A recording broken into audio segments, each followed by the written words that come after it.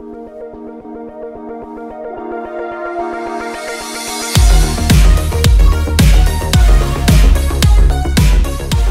everyone, welcome back space enthusiasts. This is another thrilling journey through the cosmos, but today's mission, diving deep into the cutting edge, mind-blowing world of space computers yet again. Yes, that's right, last week we scratched the surface of what makes computers survive in the unforgiving vacuum of space, but today we're kicking it off into overdrive. We're exploring the heart and soul of space tech, radiation-hardened systems, programming challenges, and the incredible ingenuity it takes to keep these computers running against all cosmic odds.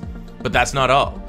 We're cracking open the world of the Raspberry Pi, yes, the tiny computer you might have sitting on your desk, and showing how it can be adapted to survive the chaos of a rocket launch and the hostile environment of orbit. And for those of you who love geeking out on algorithms, we're diving into error detecting code, complete with real examples and the math that makes it all work. So strap in, because this is going to be a wild ride filled with science, innovation, and just a dash of sci-fi to keep your imagination buzzing. Whether you're a seasoned techie, an aspiring space engineer, or just someone with love for the stars, this episode is for you. Let's push past the limits of Earth into digital frontier of the universe right here on the RedMars Podcast. So, let's kick it off. So, radiation-hardened computers, we talked a little bit about it before, but to really grasp what makes radiation-hardened computers special, let's compare them to the laptops or desktops we use daily. Your standard computer would be rendered useless in space almost instantly because it wasn't really designed to handle the cosmic environment. Imagine this. In space, every second your computer is bombarded by radiation levels far beyond anything on Earth. To put into perspective, the radiation a satellite might experience in low Earth orbit over a day is equivalent to about 10,000 chest X-rays. This is where radiation-hardened computers shine. They're built different. So, specialized materials, for example, silicon-on-insulator (SOI) technology, is used to create chips. These chips are less susceptible to cosmic rays because they have an insulating layer of silicon dioxide that acts as a shield. Now, for redundancy, we have a great example, which is triple modular redundancy, TMR. Instead of one processor doing the work, 3 processors do the same calculations, and then a voting system checks the results. If one processor outputs something different, it gets ignored. This method ensures reliability even in the harshest environments. Then we have error-correcting memory, ECC. Imagine storing data as binary, 1 and 0s. A cosmic ray might flip a single 1 to a 0. This causes an error. ECC detects and fixes such errors on the fly, ensuring mission-critical data remains intact. So let's talk about the RAD 750 processor. We've mentioned this a few times before on other episodes of this podcast, but it is the workhorse of many space missions. It's a descendant of IBM's PowerPC architecture and can handle up to 1,000 grays of radiation, a gray being a measure of absorbed radiation. For example, 5 grays is enough to kill a human. This chip operates at about 200 megahertz, which may seem slow compared to modern processors running at several gigahertz, but it's built for durability, not speed.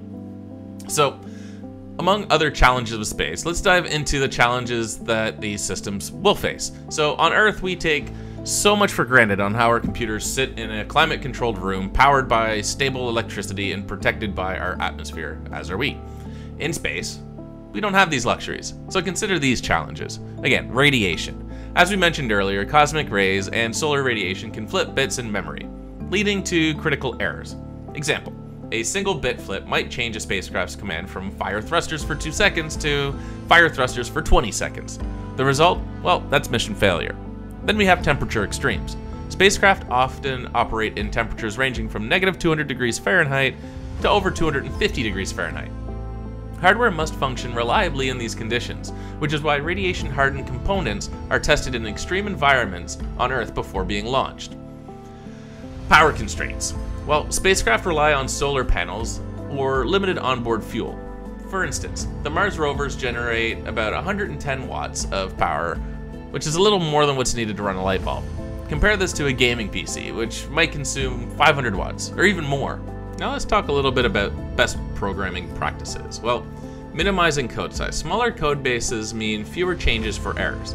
Developers write only the essentials in order to get the job done.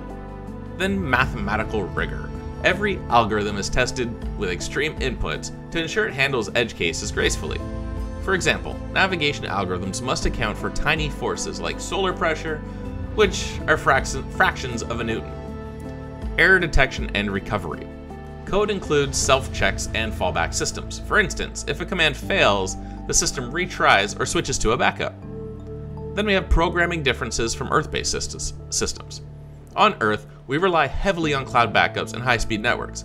In space, systems must be autonomous, as data transmission can take minutes or even hours. Let's look at a simple example. Imagine a Mars rover navigating the rocky terrain. Its code might calculate a path using trigonometry. A triangle's hypotenuse can be calculated using Pythagorean theorem. That's c equals the square root of a squared plus b squared. Very simple calculation. However, in space systems, the simple calculation might also include checks to ensure that a and b are actually realistic values, and this prevents errors due to corrupted inputs. Now think back, if there's any software engineers or computer scientists on here that have ever taken a coding challenge or a coding interview, think about the types of problems you solve there, and then think about how you would maybe adapt that code to maybe run on a Raspberry Pi or some other system, say like the RAD750. So your code has to be adapted to run on these systems, whereas typically for a coding interview, and I guess this depends on what you're applying to or the type of language you're writing in, but a lot of times you include libraries, and those libraries are very, I guess, abstracted or heavy in terms of like algorithm use and stuff like that. So you're not typically writing an algorithm from scratch, or maybe you are, but you're using things like sort or say data structures like maps or hash maps, and you get to use all these things. When you look at a lot of these other systems, you don't always have these types of data structures or algorithms and that available to you. So you have to create some of these things from scratch and only implement what is absolutely needed to get the job done. You don't always have a memory abundant system. So especially on something like the RAD750 or something like that, you got to keep your code, as we mentioned, minimum size, which also includes the libraries you bring in, because that code at compile time is actually bringing that library and linking it in, which is additional code. So just something to think about. Try and take a common programming problem and try and rewrite it in a way that would maybe be useful to this type of use case or something like that. Or maybe try building out some code where you can code in some error checking, whether it's a lookup table for realistic values based on calculation, or maybe you try and do some error detection recovery code that can check for erroneous bits.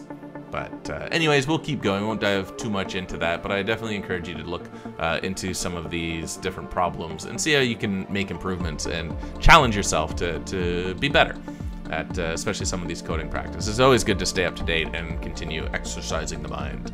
So, but with that, let's keep going on before I ramble a little bit too much here. So let's talk about the Raspberry Pi and commercial off-the-shelf hardware in space. So commercial off-the-shelf, also referred to as COTS. So let's dive into a piece of hardware that many listeners might already be familiar with, the Raspberry Pi. Been around for quite some time now, but it's a tiny, versatile, single board computer originally designed for education and hobbyists. It has actually found its way into all sorts of applications, from robotics to IoT, that's Internet of Things, and yes, even into space. So let's look at the Raspberry Pi 5, which I actually recently purchased, which I'm using to power the dashboard on a car that I'm building, which is a lot of fun and a fun project. But if anybody's actually interested in that, feel free to leave a comment, and I can link you to some of the stuff that I'm doing, both social media and that follow along with that build. It's for a 2002 Subaru Impreza that I am building with a 6-cylinder swap. That's an H6, or the EZ30R. But yeah, back to Raspberry Pi and space computers. So the latest lineup, the Raspberry Pi 5, is a real powerhouse for its size. It features a quad-core Cortex A76 CPU running at about 2.4 gigahertz, and it makes about that makes it about twice as fast as the Raspberry Pi 4. It also supports up to 8 gig of LPDDR4 RAM. It offers faster storage options through PCI Express, PCIe, and has a dedicated hardware video decoder for high-definition playback. with a price tag of under $100. And I say that now, and I'm thinking you might be a little bit more up there nowadays with some of the price changes. So around $100, I'll say. It's an incredibly cost-effective computer capable of handling a surprising range of tasks. Now, there are cheaper options out there, as I mentioned in the past, like Arduinos and stuff like that, but specific to the Raspberry Pi, it's still an affordable solution, especially compared to other, say, radiation-hardened. So comparing the Raspberry Pi to radiation-hardened computers, how does the Raspberry Pi actually stack up against them? Well, let's look at the Rad 750 again. Well, they are on an entirely different playing field. The Rad 750 is designed to survive the harsh environment of space, and it can cost upwards of $200,000 per unit. That's a lot of Raspberry Pis. Raspberry Pi, on the other hand, you know, $50 for a 4, $100 for a Raspberry 5. It's a staggering difference. So, of course, the Raspberry Pi isn't built to survive the space conditions out of the box. It lacks radiation shielding, and its components are sensitive to extreme temperatures, and it's not really ruggedized for the violent vibrations of a rocket launch. But these weaknesses don't mean it's unusable for space. It just means they require a bit more work. Yes, so challenges in the Raspberry Pis and launching them into space. Well, to send a Raspberry Pi or any real commercial off-the-shelf COTS hardware into space, we need to address 3 main challenges. That's vibration, radiation, temperature. So, let's start with vibration. Well, the rocket ride from Earth is very violent. During liftoff, a spacecraft is exposed to vibrations that can range from 20 to 50 Hz, with peak accelerations reaching 3 to 7 Gs, depending on the rocket. For the Raspberry Pi, these vibrations could rattle components loose, damage soldered connections, or even crack the circuit board. Fun fact, I've broken a circuit board or witnessed a circuit board break from large vibrations just from speakers before. So that is nothing compared to an actual rocket launch, so could only imagine what it would do to one of these Raspberry Pis, especially that they're not built to the same tolerance levels needed in order to support actual space hardware. So, what are the solutions for handling these types of vibrations? Well, shock-absorbing materials. Yes, let's throw some shock absorbers on that bad boy. So encasing a Raspberry Pi in shock-absorbing foam or gel or even a silicon can significantly reduce the transfer of vibrations to the hardware. This could be as simple as taking some non-conductive gel and literally just slabbing it into a case, encasing the entire Raspberry Pi. Gives it something to absorb that shock. So, many solutions out there. A lot of these are very effective, actually, at reducing that. There's also mounting systems, so using vibration isolating mounts or brackets can reduce mechanical stress. Some CubeSats employ spring dampers, systems for just this purpose. I wasn't kidding when I said throw some shocks on it. Structural reinforcement. Well, reinforcing the PCB, that's the printed circuit board, with additional layers or a metal backing can improve some resilience against flexing and cracking as well. So, a few items that we can do. I definitely, in my personal opinion, believe that the shock-absorbing foam, gel, and silicon, if able, I think that's probably a great solution. That, in conjunction with one of these mounting systems, should help significantly with that vibration environment. And in practice, this is also used, so it's not just for these Raspberry Pis from a hobbyist perspective, but this is also something that you will witness in practice in aerospace companies. All right, radiation, the invisible threat. So the vacuum of space, cosmic rays, and solar radiation can wreak havoc on unprotected electronics, yes, and kill people just the same. So not something to mess around with. So radiation exposure can flip bits in memory, leading to errors or even cause cumulative damage to the semiconductors. So is there anything we can even do to really protect something like a Raspberry Pi? Well, of course there is. Shielding. Place the Raspberry Pi inside a radiation-resistant enclosure made from materials like lead, aluminum, or even specialized polymers that can block harmful rays. Interestingly enough, polyethylene is often used because hydrogen-rich materials are good at deflecting high-energy particles. Cool. Then you have the error-correcting code we mentioned, so the ECC, back to that bad boy. So using memory modules with ECC capable, it can detect and correct bit flips caused by radiation. Then, of course, we have redundancy. What's better than one Raspberry Pi? Well, 2 Raspberry Pis, maybe even 3. And then you compare those results and identify the anomalies caused by the radiation. So you can have 3 Raspberry Pis, all computing the exact same things, and then have them all spit out that data and then compare it. So you would need a third source in there as well, which can also be redundant, but you have that voting system where you can have them all receive each other's information and they all compare the vote, and that's how it knows how to react. So many solutions here. Probably some combination of all of these is what would be used in practice, depending on costs and who's actually building this, a company versus just a hobbyist, and that, and how high into the atmosphere you're going will dictate everything from temperatures to radiation to vibration and all that. But temperatures, let's talk about those next. So from freezing to boiling. In space, temperatures can swing, as we mentioned, from minus 150 degrees Celsius to over 120 degrees Celsius, depending on whether the hardware is in the sunlight or in a shadow. The Raspberry Pi's components are definitely not designed for such extremes. You can even overheat it in your office under your desk. Don't ask me how I know. So, solutions for temperature control. Thermal insulation. Wrap the Pi in insulating materials like aerogel. This can help maintain a stable internal temperature. Then there's heaters. Including a small resistive heater can prevent components from freezing when the spacecraft is in a shadow. Then there's also heat sinks. So in hotter conditions, heat sinks can dissipate excess heat from critical components like the CPU. If any of you have ever built computers before, you know how critical that is to keep that CPU cool and clean. Any particles get in there, stop any type of flow or anything like that of those systems, can cause catastrophic damage and burn up your processor. So in space, you obviously don't have any flow through a heatsink, but being able to spread it out over a greater surface area does quite a good job. Alright, so let's take a real-world example, Raspberry Pis and CubeSats. Well, CubeSats have become a proving ground for affordable, adaptable space hardware. Many universities and startups have successfully launched CubeSats powered by modified Raspberry Pis. For example, the PiSat, developed by a team of students, used a Raspberry Pi as its primary flight computer and successfully operated in low Earth orbit. The AstroPi project, run by the European Space Agency, ESA, placed a Raspberry Pi on the International Space Station, where students ran experiments and collected data. Commercial, off-the-shelf solutions for hobbyists. Well, for hobbyists and smaller organizations looking to develop their own space projects, COTS hardware like the Raspberry Pis offers a unique opportunity. And here's how to start.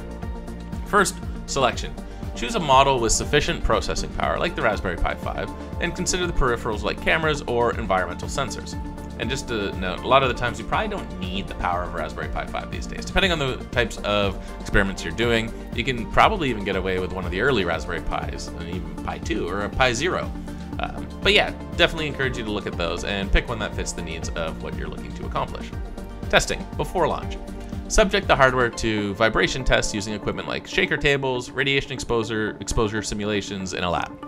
This will help you really judge if your solution is going to survive the trip to space. It's a very expensive task to get something up there, so you definitely want to work through these issues before an actual launch date. Alright, redundancy. Deploy multiple units with overlapping responsibilities to mitigate the risk of failure. The affordability and adaptability of the Raspberry Pis makes it a great option for democratizing space exploration, allowing universities and hobbyists to participate in what was once the exclusive domain of billion-dollar space agencies. So, in conclusion, the Raspberry Pi were pushing the boundaries of what's possible for small, affordable computers. While it will never replace radiation-hardened systems for critical missions, its flexibility and cost-effectiveness makes it a perfect tool for low-budget space exploration. And who knows, maybe your next science project could make it to orbit. Alright, let's move on to more of the coding and algorithm side of this. So, error detecting code. We've mentioned it a few times here, but let's dive a little bit deeper. So, parity bits. A parity bit is a simple way to detect errors, and here's how it works. If you send the binary sequence 1011, you add an extra bit to make the total number of ones even. So let's take 10110 as an example. The receiver checks the number of ones. If it's odd, it knows an error has occurred. So in our example, 10110, we only have 3 ones. So hey, we have an error. So let's look at Hamming codes then. Hamming codes are more advanced and can both detect and correct errors. Let's calculate an example. So suppose you want to send the data 1011.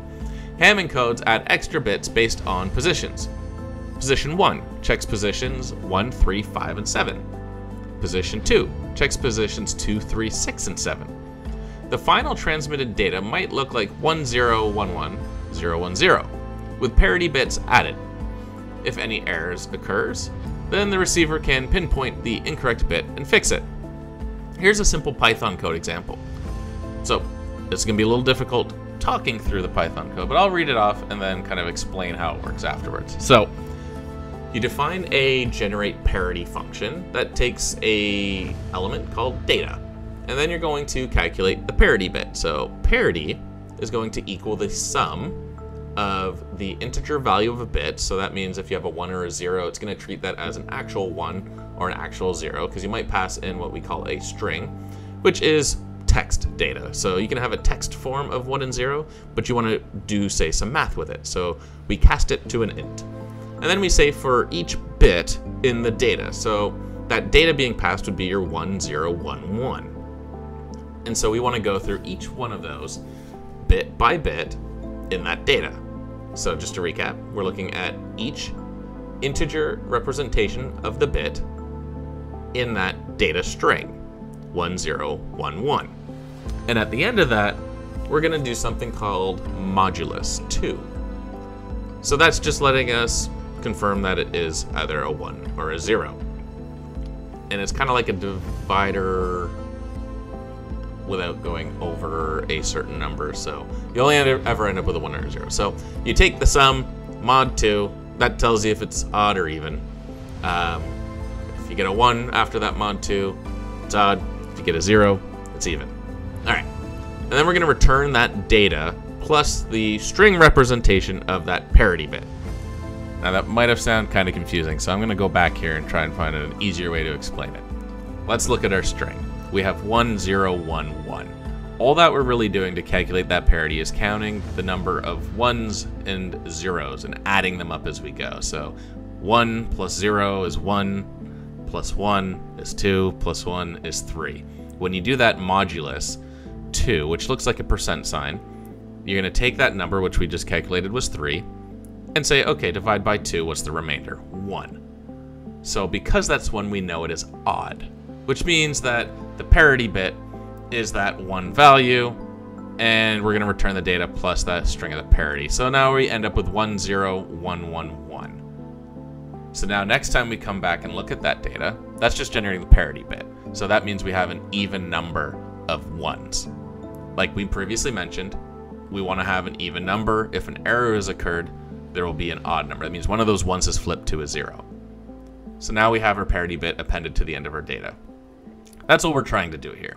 And then, yeah, if something flips that and we run through and check it, the check will be very similar. We're going to add up the ones. So say the first one has switched to a 0. So instead of 1, 0, 1, 1, 1, we now have 0, 0, 1, 1, 1.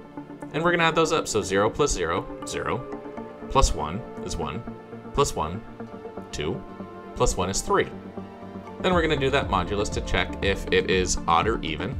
And we're odd. So we're like, oh, we know that data has been corrupted. That is no longer good data. And then we would do this across 3 different sources with the same data. And hopefully not all 3 had the same data flip, and 2 of those will still be good. And then we can use that voting scheme to determine what is the correct data. Hopefully that made things not as complicated as walking through that code. All right, so let's kind of have some more fun with this then. Now that we've talked a little bit of what this checking of parity bits and that looks like for a very simple implementation of some error correcting code. And let's look at the future of space computing. All right. So as we push farther into space, the demands of computing systems will only grow more complex. To explore the moon, Mars, and eventually other star systems, our computers will need to be smarter, faster, and more resilient than ever. Let's take a look at what the future might hold for space computing. All right, so let's start with quantum. So quantum computing is one of the most exciting frontiers in technology. While today's space computers rely on classical computing, which uses binary bits like we just mentioned, zeros and ones, quantum computers use something called qubits. A single qubit can represent a 0 or a 1, or both simultaneously, thanks to a property called superposition. This means quantum computers can perform calculations exponentially faster than classical systems for certain tasks. Why does this matter for space exploration, though? Well, Imagine planning a mission to another solar system. You need to simulate complex gravitational interactions, radiation environments, and even the effect of dark matter. Quantum computers could handle these calculations in just minutes, compared to weeks or even months it might take with today's supercomputers. One potential application of quantum computing in space is optimizing spacecraft trajectories. For example, plotting the most fuel-efficient path to Mars might involve billions of variables, including the positions of planets, moons, and asteroids. Quantum algorithms like Grover's or Shor's could revolutionize this process, saving both time and resources. What about the power of AI and autonomous decision-making? Well, AI is already playing a critical role in space exploration. Rovers like Perseverance on Mars and AI navigate autonomously. They analyze rock samples and decide which areas are worth exploring. But in the future, AI could take on even more responsibilities, not to mention the arms race of AI right now going on in the world. So, for instance, imagine a spacecraft venturing to Europa, one of Jupiter's moons. Due to its immense distance, it could take over 40 minutes to send a command from Earth and receive a response. During that time, the spacecraft might encounter an unexpected obstacle, like a geyser of water erupting from Europa's icy surface. An onboard AI system could detect the hazard, calculate a safe course of action, and execute it all without waiting for instructions from Earth. Now, other technologies other than just AI need to be implemented here, such as computer vision, machine learning that's going to feed the AI system and all that, and that's going to all work together to identify the hazard and then figure out what to do with it. This happens with a lot of collision avoidance systems here on Earth, for example, on driving cars or self-driving cars. Alright, so AI could also assist with resource management. On long-duration missions, for example, it might monitor oxygen levels, food supplies, and energy usage on a spacecraft, optimizing consumption to ensure the crew's survival. This is also super scary, knowing that you have some sort of AI tool kind of driving the expectancy of your own life. So your life more or less relies on something that we've created that has some sort of intelligence level that supposedly is better than our own, with the, emotion taken out of it and stuff like that. So you could argue that, yeah, it's going to be more objective rather than having a emotional tie to a decision that might drive someone to eat all the delicious chocolate bars on board the spacecraft before you should. So anyways, something to think about, and I think they do this in many sci-fi movies where the AI takes over and no longer cares for humankind or something along that sort, which interesting. But yeah, so in the past, space exploration was exclusive domain of government agencies like NASA and the Roscosmos, but today commercial companies and even hobbyists are making significant contributions. So this is where we see the role of hobbyists and commercial companies. So, for example, let's take SpaceX. Its Starlink project is deploying thousands of satellites and provide global internet coverage. There's also Amazon's Kuiper, I believe they're calling it, which is going to be its own constellation, also providing internet to the Earth. So each satellite contains advanced computing systems that must operate autonomously in low Earth orbit, avoiding collisions and maintaining their network. So again, back to those AI-driven collision avoidance systems that are being used all over the place, not just here on Earth, in space. And those algorithms then help us better improve those for here on Earth as well, and is a good test bed. Many benefits to doing it there. Now for hobbyists, the rise of CubeSats. We've talked about these quite a bit here and the different types of computers and that, and well, CubeSats are more or less a game changer that's been impacting the industry over the past while now. These small modular satellites can be built using commercial off-the-shelf COTS components, including Raspberry Pis and Arduino boards, with costs as low as $50,000 for a complete mission. That includes the development and research in that for the CubeSat itself, the supplies to build it, and the actual launch vehicle to put it up into orbit, including any fuel that needed to keep it there for the duration of the mission before burning up into the atmosphere and plummeting to its death. Yeah. So, either way, the cheaper costs for a complete mission allow high school students to participate in space exploration, also college students or just hobbyists themselves. Super exciting. In the future, we might see entire amateur-built satellite constellations contributing to data and climate monitoring, disaster response, and even asteroid tracking. That's super cool. So as the cost and access to space continues to decrease, the ability for hobbyists and people like you and I looking to put our own stuff into space keeps growing. So with a cost of $50,000, which, you know, that's cheaper than a brand new Toyota Tacoma. So for the same price, you can put something in space. There you go. Anyways, so let's look at biological computing and neuromorphic chips.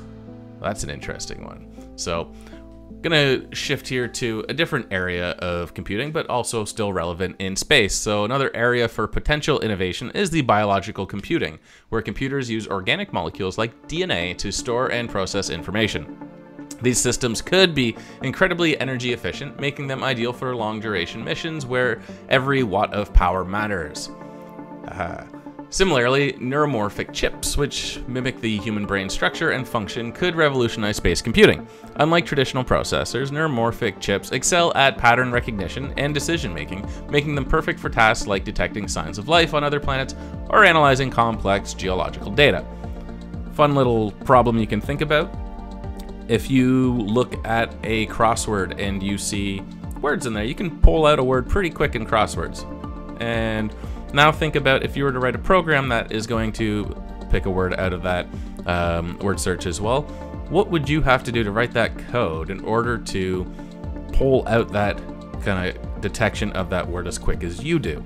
Well, there's a lot more sophisticated algorithms needed to be utilized in order to do that, and you really have to think how you're going to traverse that crossword search, or that word search, in order to find the words that you see. Now, the human brain is incredible at finding these patterns and doing that, and that's why these neuromorphic chips utilize the same ability as our brains do, rather than traditional, say, computer science algorithms and that in computers in order to find those patterns. They actually have to traverse the entire thing in order to find it, where a neuromorphic chip is more able to kind of take the image as a whole and see those patterns and pull out words. So something to think about and kind of neat, and definitely a fun problem, again, for all you computer science folks out there that do coding challenges and coding interviews. That's definitely an interesting problem that has come up for myself on how would you traverse more so like a matrix, which is just a matrix of characters with words in it, but how would you traverse that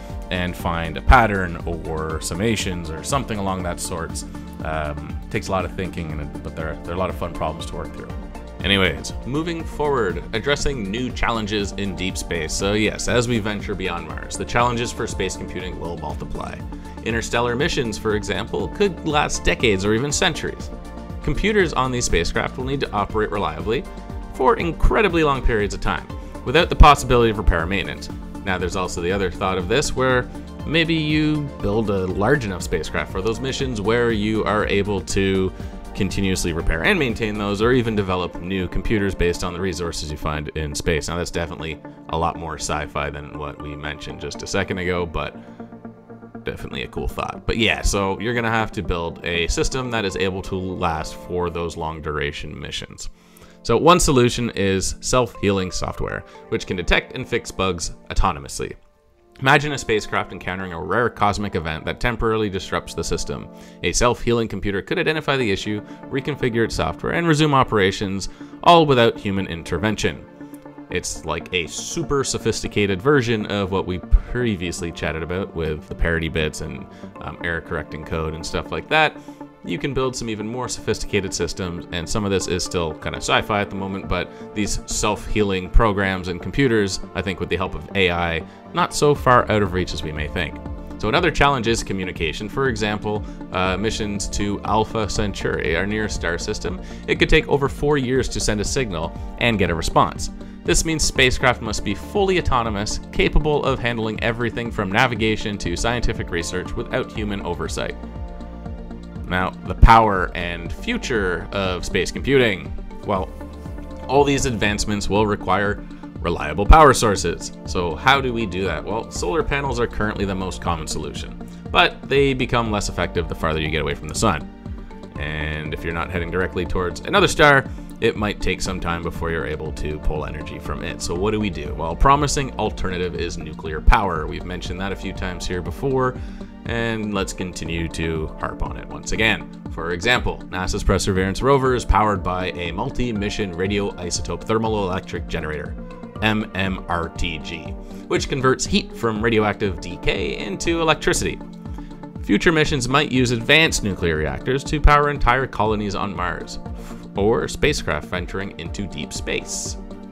Yep, I think that is also a technology we need to look at here on Earth. We have many nuclear fission reactors, but as we get closer to perfecting fusion reactions, I think that is really what we're going to need in order to support the energy requirements for all of this AI development that's going on, as well as humankind continues to advance and grow. Technology power needs also continue to grow. Even as things become more efficient, the amount that are being used still requires more power, and the power to build these things as well. I think a lot of people forget that once you have the actual merchandise or product or whatnot piece of technology, it requires mass amounts of power to even just create those or mine the resources needed to create them.